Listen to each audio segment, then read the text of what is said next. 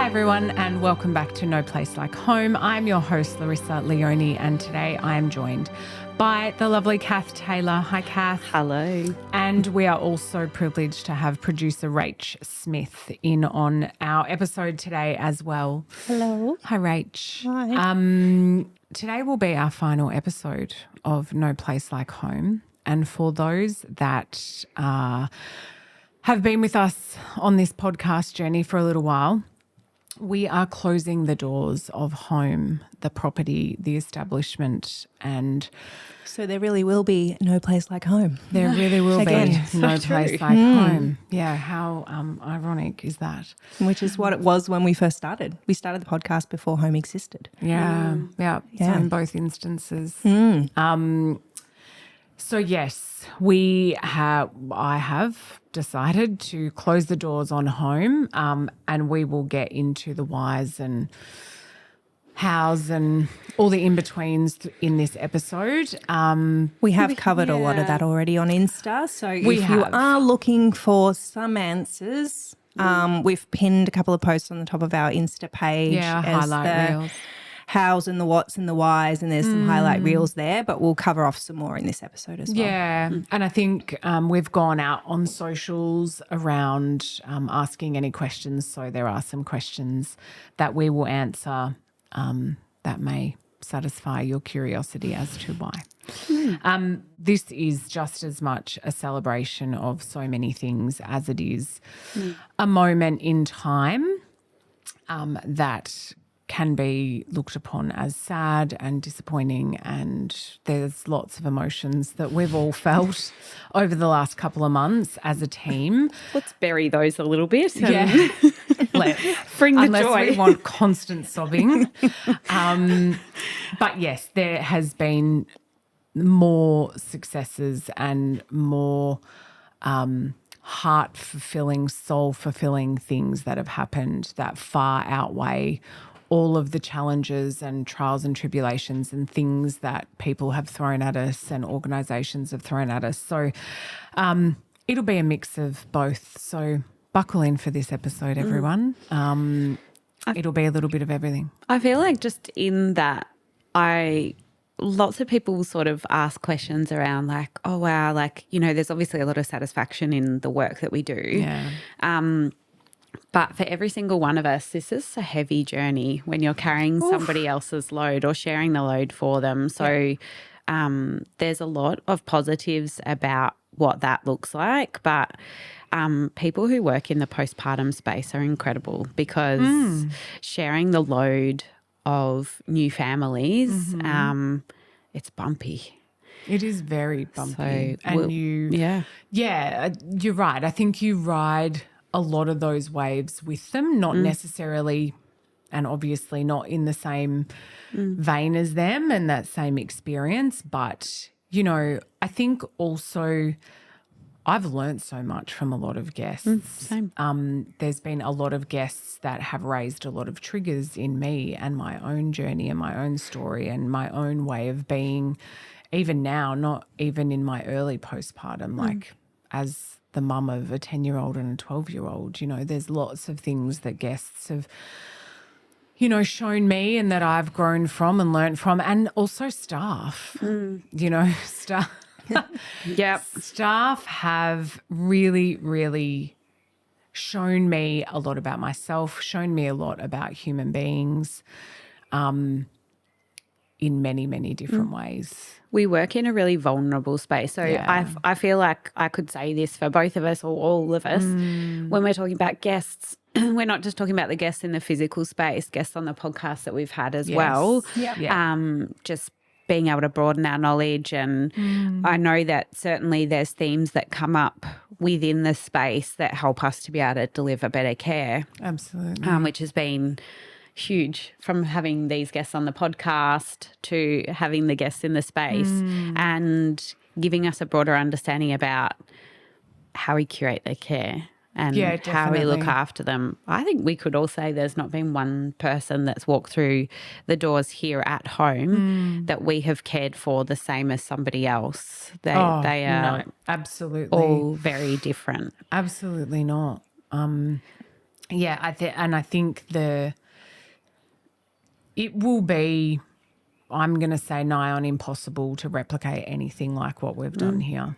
And I am emailed constantly about, can I, tell me how you did it, tell me this, tell me that. And it's like, I can't, I can tell you the basic, I can give you processes and procedures and, I can do that for you. But unless you inherently feel this with every fibre of your being and your only intention is to absolutely be of service to these women, then it will feel really hard because it is hard. It will be mechanical. Yeah, it's really, really, really hard. And I'm not saying that there's no one else that has capacity to do that. There are millions of people that have capacity to do that. But to bring it together the way that we have has not been easy. And dealing, like you said, Kath, postpartum is really difficult, just that. Then add layers of staff, then add layers of, external practitioners in that. There's a lot of layering that is highly emotional. And when you're dealing with emotional guests, emotional staff, it can become a really, really, really thick soup. And I feel like I have been blessed to have a team, particularly, the management team that has been rock solid. And that's the structure that has actually continued to weather all of the storms. And staff have come and gone and whatnot, but the constant has been this leadership throughout the entire process since we opened the doors. And that for me has been the foundational component of why this has worked and why this has brought to women and families what it has brought to them. So, it can absolutely be replicated, but the feeling and all the intangible things that happened in these walls and in this space, you can't replicate that. You can't articulate that. I feel like that's a nice segue in. We went out to our audience at the start of the week and asked if anyone had any burning questions still that they wanted answers. And one of them there was, what would your advice be to others trying to build in this space? You've kind of already started working towards that, but how would you suggest that people go about tackling something like this if they were wanting to take it on? Yeah, look, I had that conversation with someone recently who, was not inquiring about doing it, because I think when people experience the space, they're like, oh, right, okay, this is Everyone needs it. Yeah, everyone needs it, and this is not something that you can just whip together. Like there's a lot of layers to this. I think fundamentally, look, the obvious things are you need to have a truck ton of money. You absolutely fundamentally need to have a truck ton of money. And I was saying to someone, back in the early 2000s, I think she did it. Sarah Murdoch did this with an obstetrician in Sydney. And I don't, from memory, I think they didn't get past 12 months. So, even at a level of someone who's really high profile, Sarah Murdoch, all the money in the world, that kind of vibe, combined with an obstetrician who, seemingly would have all the ins and outs and know-how, private health still didn't get onto the back of them. Medicare and government still didn't get onto the back of that. So, there are components of this that are just barriers at the moment. And I think we tried to give it a really good shot this time. And I think we did it on a level that was a lot of people ended up knowing about it on many different platforms, industry levels. We've had incredible reach. Yeah, we we started conversations that will continue, or you have. Yeah, This definitely. is your legacy. Yeah, well, if I can leave nothing else, my heart and soul is absolutely fulfilled with all of the families that we have helped. I still have guests from our first few guests that will email me and, over socials still reach out. And, one of our guests has just said that she's pregnant again. I know. We won't drop names, but No. she had, and came for her first bub straight from hospital, But we have become that trusted central point of thought leadership I think trust is the biggest. For me, that's been the biggest thing. These families have trusted us inherently to care for them, and primarily the mother. That's the difference. That is our point of difference across everything. Everything you'll find is centered generally on the baby or the child, whereas our absolute fundamental purpose was to care for mum, and that was it. Yeah. So look, there's lots of different things, that you could change up, but it's not the model. It's not home. In saying that, people have tried it, obviously, in Sydney before, with us before. It hasn't worked out. Someone has asked, this is a loaded question. Okay. Someone has asked on socials, why do you think it's so hard for our society to truly value caregiving? Because that's what it comes down to. People don't place value on this. Oh, absolutely. And we can run reels and reels and reels of quotes from what women have, said to us about why it was a challenge to get here or what the barriers were, And that can be intrinsically feeling themselves that they can do this, or whether that's we've had plenty of families come here that have said, oh, my mum wondered why I had to do this, or my husband's family were not happy that we were coming here because they want to be able to give that care. But essentially it does come layered. Like It that absolutely sort of does. that family care at this point in this society, we do it to ourselves, a lot of it, unfortunately. Yeah. We did share on socials the other day, and it was a study by COPE, and it was 74% of women didn't seek care for postpartum depression and anxiety until they were at crisis point. And I know that's reflected in your story, Larissa, but is it just because of the trophy culture? Is it because we're worried about what people might think of us? Is it because we have this... I don't know what it is. Why? I don't know. Why? And I would think it's honestly, layered. I would say to people that are sitting here listening, ask yourself that question. Yeah. Why? Why do you think society doesn't? And why yourself? Like, what was your journey, postpartum journey like? But also, if you're pregnant, how do you want that postpartum journey to be? Why do you feel like, when you think about receiving help, what does that feel like for you? Does it feel restrictive in your body? Does it feel like, does it feel good? Like, yes, I want to receive that help and care, and I should receive that help and care, and I deserve that help and care.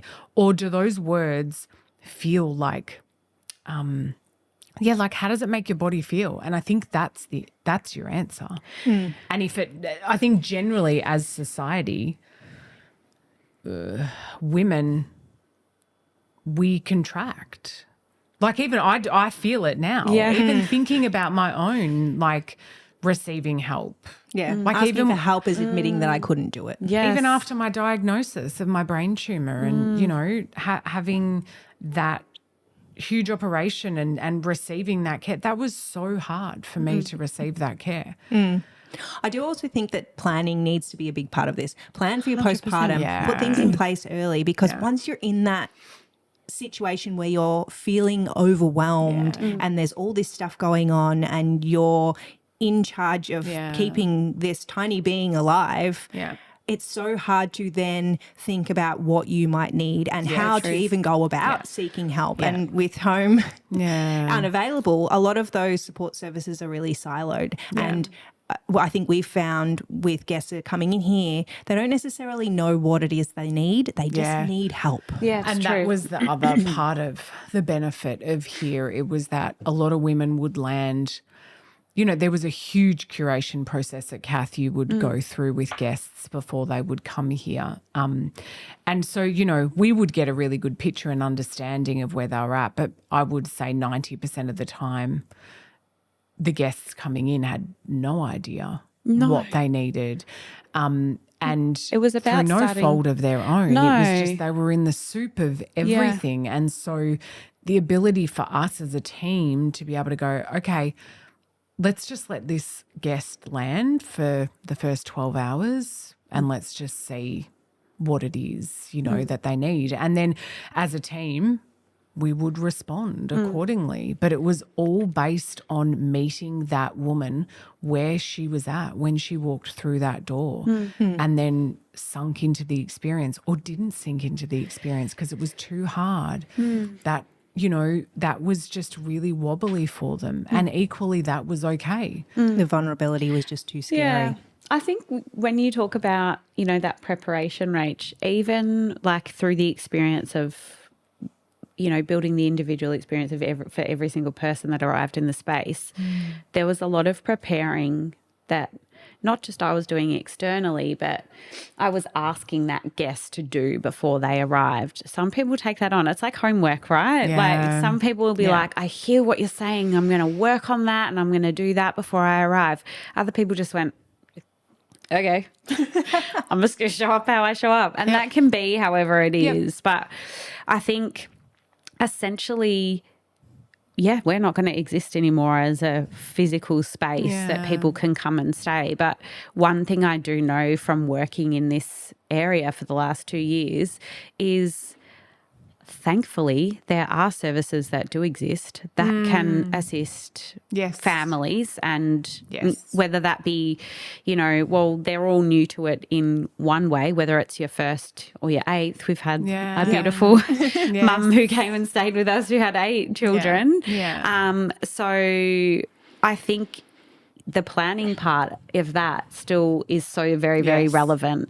And there are plenty of health services and non-health services out there that specialise in postpartum. Doing that research yourself before you enter that space is so important. We've been sharing a lot of these services on our socials as well. Since we announced the closure, we've been making a point to try and promote other things that are out there so that it makes it a bit easier for people to find what it is they're looking for, hopefully. I think one of the biggest pieces of advice I can think of in that pre-planning phase is think about the community of people that you have around you in that space. Certainly that was hugely a part of the work we did, was community work. But if you know who is around you, think to yourself how they might show up. Don't assume they're showing up in the way that you want them to. Assume they're not going to be there at all and put things in place for that. If they show up, it's a bonus. Definitely. Because the disappointment that we have experienced from lots of families that have come and stayed with us is that person didn't show up for me. My friends don't know how to do this, or my mum didn't show up the way that I wanted her to, or my dad or whatever it was. It's a steep learning curve for everyone, because I still remember before starting to work with you, I would be the person at the baby shower with the tiny baby Nikes because they were cute. And then I would rock up to a postpartum mum with a bottle of champagne and a bunch of flowers and a cute onesie and be like, yay, this is fantastic. Good luck. Because I had no idea. Yeah, but we should, why would you? Yeah, like, I'm I like, know. I've done that myself as well. Not since having children, but certainly prior to that. Yeah. Yeah, it's not spoken about enough. Not. But even no. we were at a restaurant having lunch the other day, and there was a function room that you could see into, and the woman was having a baby shower. And Valentina, my daughter, said, "Oh, Mum, look, they're having a baby shower and blah, blah, blah." I was in a mood, I'll be honest. And premenstrual. And I was like, well, they shouldn't be doing that. They should all be in the kitchen as a community of women, cooking food and filling her freezer and loving on her and rah, rah, rah. And the whole family looked at me and was like, wow, we really need to bring home to a closure, don't we? And I'm like, well, it's just society, like, oh my, and I started on this rant, and they were like, okay, can we bring the meals out now, please? I think we like, being that this is the final episode for now about home, we could absolutely go off on a rant, but we didn't want to end that way. We wanted it to be so much. We have. If you want to hear us ranting, there's 117 episodes. Start from the start. There's a few good rants in there. You can hear them all. Yeah. That is a good point, though, Rach. Like, if you have just gotten onto our podcast, there are 117. There's 117 episodes that are not time poignant, so they're topic based. So if you are at the start of your journey, there will 1,000% be several episodes that we've done about planning and, we've what to so look many for. experts too, like many. speech pathologists, psychologists, psychiatrists, nutritionists, Pediatricians, naturopaths, pediatricians, like so many people, and they're so important conversations. And another question we actually got on Instagram was about postpartum psychosis. So someone has asked us to talk about that because they've only just learnt that it existed. Two things. One, it highlights a problem that it's not talked about enough because how do you know how to seek help for something if you don't even know that that's a possibility? But also we have done a few episodes with the wonderful Dr. Edna, who is a perinatal and reproductive psychiatrist. There are 4 episodes with her, and we did a series with the lovely Cassandra about her experience with postpartum psychosis. So if you want to know more, go back and listen to those episodes. That was an incredible series. It was. There's so much information out there. There's also a book on postpartum psychosis. So Ariane Beatson wrote a book called Because I'm Not Myself, You See, talking about her own experience, but she also speaks about other instances and other stories of women who have dealt with that condition. She's also a psychologist, so the way she frames it's really beautiful. So if you're wanting to know more, check that one out as well. Yeah, that's a really good point. I think, we've talked about such a myriad of topics, and we've laughed, we've cried, we've done literally everything in between. We have. I feel like for the first 50 episodes, I just cried every episode probably. You definitely did cry a lot. Were there any other questions through socials, There are a Rach? few more questions, yes. So one of them, I mean, we've answered these questions a little bit, but one of them was, have you reached out to people in government and health for financial support? Yes. Is the Both. really short answer. Simple answer. We've reached out to everyone with a heartbeat who might be able to help us. Yes. Yeah. And, there's been a lot of lengthy conversations, but none of it's come to fruition. So Largely, I feel like largely the feedback was, keep going. Oh my God, yes. That is literally what everyone said. And then when we did keep going, and then we got to the point where we were like, we can't keep going unless you come on board. I'll be honest, it was really frustrating because it felt like it was a whole lot of talk and no action by pretty much everyone that I had spoken to. And we did get a local MP come in to the space and talk to us, and it was really lovely. She gave up her time to come and do it, and it was a good sort of publicity stunt, I guess. But that was all it was. It was very tokenistic. Very. There wasn't really any substance to it. So, I mean, we've tried. Yeah. We've tried everything. I think there's no blame that necessarily needs to sit on one particular No. in like space. It's just we're not ready. in this country. Collectively, Society as as a a whole. collective, No. we are not ready for this level of care. I think, in all honesty, it is too much for people. It is. I honestly think it is too confronting to have this level of care provided to the community. And I know that sounds absolutely ridiculous and absolutely absurd, but I have witnessed it firsthand. From a community level, certainly as well. Like, and what we experienced as far as, you know, from government and health, financial institutes, etc. Corporates. Everyone was, they loved what we were doing and they loved the idea of it and thought that it was absolutely essential. As far as funding it for something for all families to experience, they didn't want to be that person or that institute that took that first jump. And that's okay. People are risk averse at the moment. You weren't risk. No, and that's why was not. we have lasted as long as we did, because over 18 months is massive. So that's huge kudos for many reasons. Obviously, you did a lot of research in the back end of this, which I know you're also a part of, Rach, to put this all together.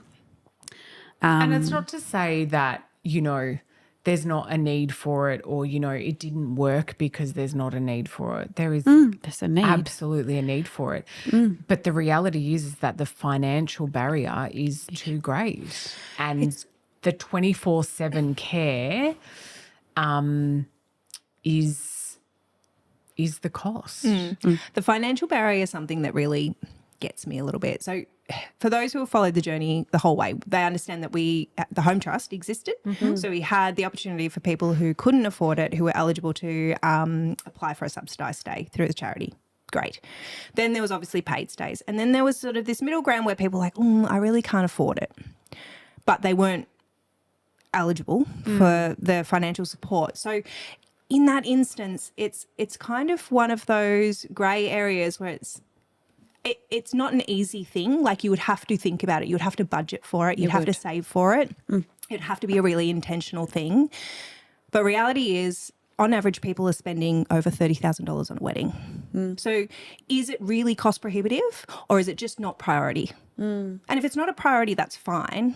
But Absolutely, Rach. I agree your with heart. you. Yeah, It comes back to that planning thing. We did have so many families come here who planned. It's not like they were, you know, cashed up and living their best life. They just knew where they needed to invest their money, and they were really happy to do that. Yep. And we cared for so many family. We've cared for well over 100 families in the 2 years 18 months that we've been around, which is not like, that's amazing. I think for me, the frustrating thing, and I know I keep going back to this, I sound like a bit of a broken record, sorry, but the frustrating thing for me was that obstetricians at large didn't get on board enough. And I know that sounds really direct, but that is also a really big reality, because in a planning sense, there was probably only one hospital, and I'm not going to name names. There was probably only one hospital that absolutely jumped on board and backed us. And there were some From the beautiful beginning. obstetricians who were on board with There it. were lovely. absolutely, yeah. But on a whole. But as a whole, you can't have change making needs to be at a wider range of people.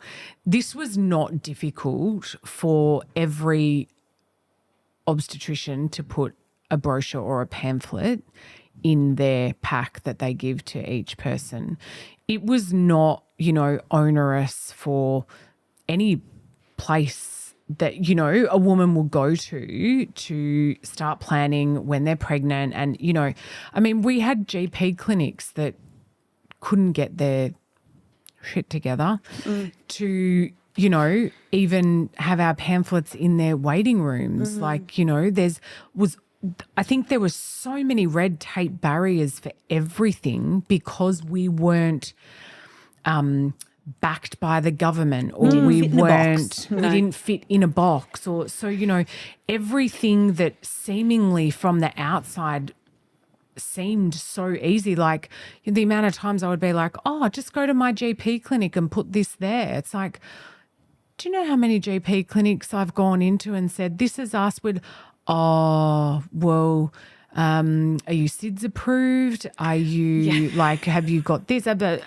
what? We just want to. It's very expensive. And so there were all of these barriers all the time. So I just, you know, it's another thing, and I think this is when people go on about, oh, well, I'm going to create it in my community and I want to do this in Perth, or I want to do this in Sydney, or, you know, I just come back to the layers. There's so many layers of things, and that's just at a systematic institutional level, yeah?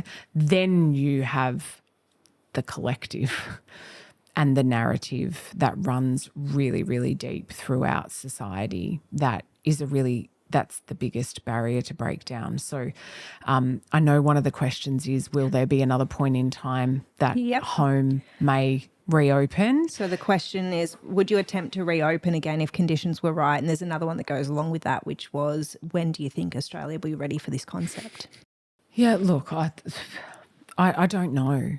I really don't know. I think at this point in time, I know particularly Kath and I, and you, Rach, and Tori, who's, you know, not here with us physically. Yeah, my God, that, as I was saying that was coming out really wrong. No, our beautiful Victoria.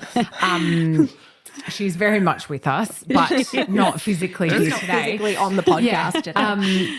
You know, we have, as the four of us who have been the constant from day dot, we have cried many, many, many tears of frustration and had many, many yelling matches, not at each other, but within each other, at just, pure and absolute frustration at conversations that we've individually had with people, collectively sat in meetings and come off Zooms and just been like, what was that? Like, what is wrong? How is this so hard? Like, you know, we've spoken to really big corporates, big supermarkets, big banks, big, you know, financial institutions. Like, we have spoken to everyone from the local GP to CEOs of lots of really big places, and I'm not going to, and all in between, and I'm not going to name names and go into it, but please know that I have not made the decision to close the doors lightheartedly or without crawling to knock on doors, or, you know, it's all come at a bit of a cost at a few different levels, but I have no regrets in doing it, because I know what we have given back to so many women has been life-changing. And that's from mothers actually telling us that and telling me that to my face. It's not something that I go, yeah, I know that we've done that just on a whim, like... There's definitely been some big conversations started that will continue, and we're moving in the right direction for our society as a whole to get it and to understand it more, and to move past the willful ignorance of some podcasters and people who just go, women should just get up and get on with it and bounce back and whatever. Thanks, Steph, for sharing that one on yours. We've moved past some of that, and we're kind of on the way to getting to a place where people understand it, prioritize it, and maybe one day down the line something like this will be hugely successful because women value themselves. I think part of change making is making people aware. We certainly have done that on a platform, whether it be that you knew about us through the podcast, through our physical space, or through knowing someone that was here in general, or socials, or from, you know, something that you saw in a toilet at a shopping centre. I think we've done the awareness piece really beautifully, but as far as change making and really integrating what the change needs to be into something. I think we've all learnt that you need to have people who get on board and who really help you drive it, because pushing a narrative only gets you so far. Yes. And whilst we have this space that we have cared for hundreds of families in, it's not broadly done, and so therefore it's not appreciated by, it doesn't have as many touch points as we like. I think you highlight something really good, Kath, because I think one of my biggest learnings is that I couldn't do it on my own. And so I think what the fundamental difference has to be for something like this to work is that it needs to be a collective of minds and souls that bring this together. So yes, there might be an individual that is a me that has the concept and has had it work before, but then you need to have someone from industry, then you need to have someone from, funding, then you need to have someone. It needs to be a consortium of people that bring this together in order for it to work, and everyone in that needs to want to make it work. Definitely. For the right reasons. And things can change, like the model that we had at the beginning evolved constantly. I think that is the other really important part about this. And so, yes, whilst we are not going to be existing in a physical sense, all of the staff that we had working with us, who for so many reasons, have built beautiful relationships with so many of them. We all have. And, seen how they cared for families in the space, and they're still out there. They're still doing all the incredible stuff, and they'll be doing it at different levels. And then it's who they know and they link in with other people. And I think that's just like, they start to spread on the message, and they start to carry, they take... Honestly, I was saying to someone the other day, like, home is a space. It's a facility. That's where it was. But the people who worked here brought in the heart and soul that was able to care for everybody in the space differently. Yeah. So that care can still be given on one level, but at the moment it is all grassroots stuff. It's all community stuff. It's siloed in different areas. It's not centralized, which, yes, in theory that would be absolutely incredible. But like, for parents to be that are starting their journeys, or families that are in the midst of it, it's not hopeless that we don't exist in a physical sense anymore. There are people who can help. It's just about looking on our socials, seeing some of the amazing spaces that exist, whether it's in a physical space or it's a person that is delivering the care, or a team of people. I can't stress enough. I feel like the biggest difference that you can make to your postpartum is having someone there on the other side of birth.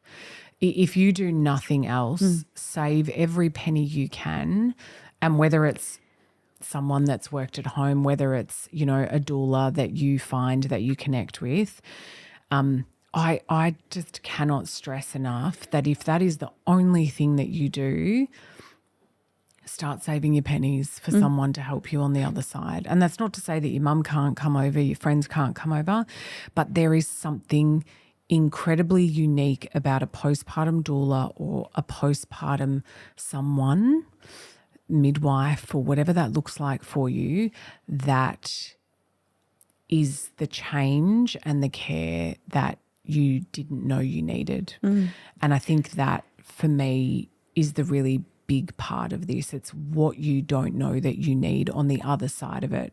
You can kind of throw everything out the window while you're pregnant and what you think you want, unless you've had the experience and you've watched someone and you feel connected to that you're already there and know that you want that.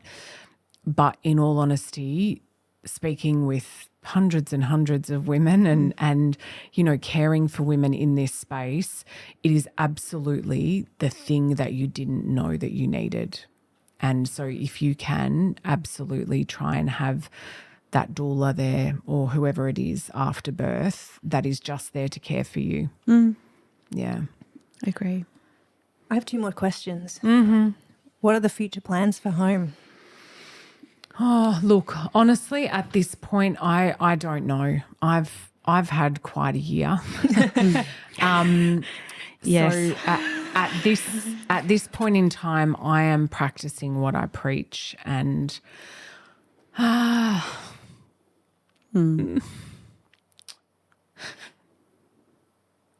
I had to do a final episode. Of course you Bloody did. hell. I'm going to pour into myself. So I don't know. Home has always been a really big part of me, and it will always be. But there are so many parts of this business that actually brought me back to myself. And that's probably a whole other podcast episode. But yeah, it's hard for me to articulate what this business has done for me, aside from, you know, being diagnosed with brain cancer this year and going through that journey. It really has taught me to mother myself. It's actually something we're all really bad at, to be honest. We're bloody horrible at it. Even as we start to walk through what the end for all of us looks like, it's like, actually, once you start to slow down, you realise how hard we've been charging at this to try and make it all work. And our adrenaline levels are not healthy. Yeah. I feel like, for me, certainly, I don't regret a second of it. Like you've said, Chris, we did not leave anything untouched.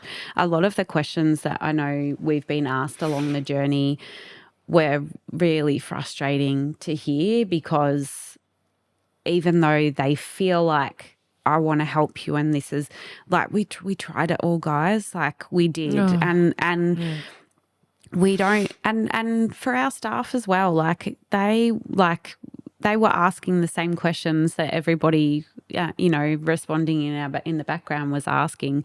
We really gave it a red hot crack. We you know, from the big commercial side of things, approaching big companies, putting up big billboards, putting in newspapers, you know, trying to get in front of TV and anyone that would speak to us, podcasts. We're on huge. I was on The Project. Like, you know, there were huge platforms that we were on. Exactly. Huge. Literally, like you said, knocking on the door of a GP or speaking to maternal health nurses all around, like within a reasonable vicinity of here, to speaking to people overseas, to speaking to, like, we've had families come and stay from literally all over Australia, like. And New Zealand. So this is not, like, so the what next? Like, at the moment, there's a big pause, but there's just need to stop and take a breath first. Because we you can just only need charge to- at something for so long without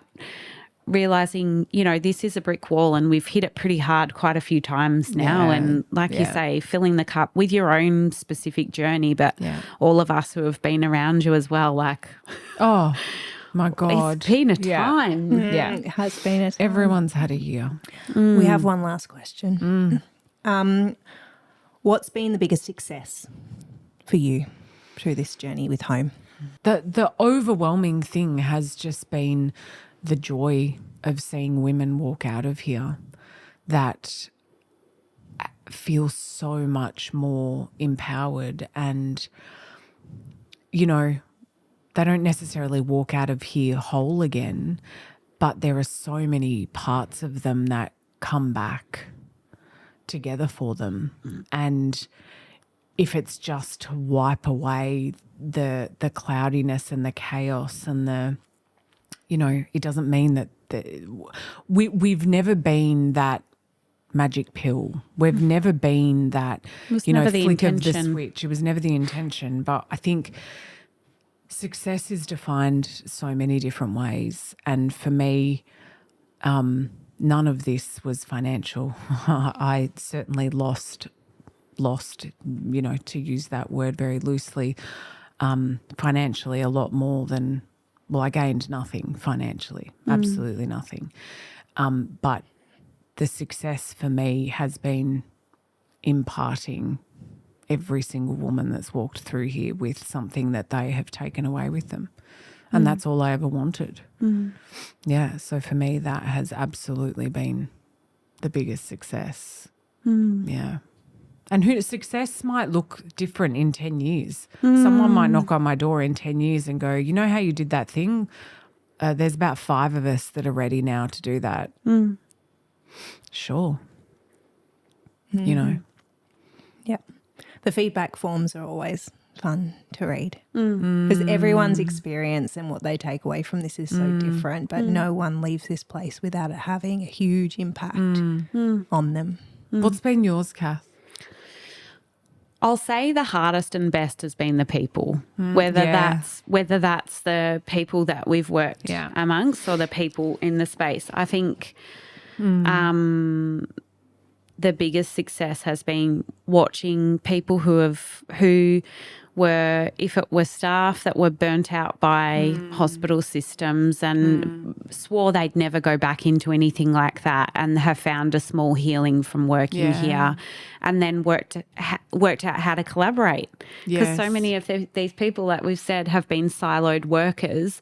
All of a sudden we have them linking together and sharing knowledge and practice, and you should see so-and-so because they do this amazing thing, or you should that was a fantastic, so much of that was an intentional piece. Having people who could cross-work with each other and seeing what that actually played out as, and watching what that looked like. I think for me, I've loved the journey with all the lumps and bumps in between from how we started out. And I laugh about it now because our first running week here was so messy. Oh my God. It was, you and I, a train wreck. You, me, Jess, we're all here on the floor so much watching the craziest things unfold and going, okay, let's implement this. Let's fix this. And we did. We need to do that. And we don't have that. Yeah, things changed so much from that first running week to how we were operating midway into our second, that first we year. thought it was going to be all really structured and everyone was going to wake up at the same time and be ready at the same time and be ready at the same time. It's going to work to a schedule. It's never going to work to a schedule. Absolutely not. But it always worked because we had the ability and the confidence to make those really quick decisions when we needed to. Pivot. That was the and best pivot thing. And change. And if that meant moving people on, if that meant changing completely, uplifting everything, and bringing in new procedures or getting rid of things or completely redoing stuff, we did it. And we did it without hesitation, and we just kept it moving. And if you weren't on board, you weren't on board. We were and moving forward. Yeah, and you were... you either the space wasn't for you. And guest and staff alike, really. And I think that for me is a huge success. Like what I know all 3 of us have worked in corporate companies, which it's an incredible, way to enter a working world, and you get to see a lot of things, but there are a lot of hard edges in corporate world. And I think we all came in wearing those and learnt to soften them as we went. And then sometimes they had to go back up again to deal with different situations that happened, whether it be on the floor or behind the scenes. But I think the biggest success for me is the people, whether that's the people that we worked with or the caring that we were able to do. Yeah. Rach, what about you? Oh gosh. Yeah. I have no idea. That's such a big question. I know. I personally came into this so naive with absolutely no idea about anything, and now I can quote random postpartum stats like know. nobody's business. So for those that don't know, Rach and I have known each other for quite a few years now. So Rach worked at the design studio that created the brand of Home, and are still dear friends of mine outside of all of this. But yeah, Rach has been on the journey with me since day dot, and Rach does not have children, and Rach is, not in this world typically. Has beautiful nephews and, has those experiences. But the amount that I've seen you grow and learn and like the stats that you will rattle off and like the information that you know and you share, and I think what I've loved seeing is that you share that beyond this space. Yeah. And you share that with your family and your friends and anyone who will listen, to be perfectly honest. I stop random people now. No, it's definitely, at the start, I was one of those people who was like, I don't understand. What do you mean? yeah. Like, why would you need that? I don't get it. Yeah. Because I've always been surrounded by those women who always look like they've got it all together, who suck it up and get on with it even when they're broken. And I didn't know any better. Yeah. And now I have that insight, and there's been a lot happen in the last 5 years that have really opened my eyes to what that looks like, with dear friends like Cassie who came on the podcast sharing their stories, and Jazz. Yeah. And I've had this firsthand look at what that looks like. And to me, every single person should know what this looks like, what the possibilities are. And you might have the most beautiful postpartum story. It might all come naturally and you're in this little love bubble and it's perfect and amazing, and that is wonderful. But you need to know that there is a possibility that things will go wrong, and it's not a reflection of you. No. Like, your brain is changing. You've got this massive hormone change. Your physical body has changed. Your relationships have changed.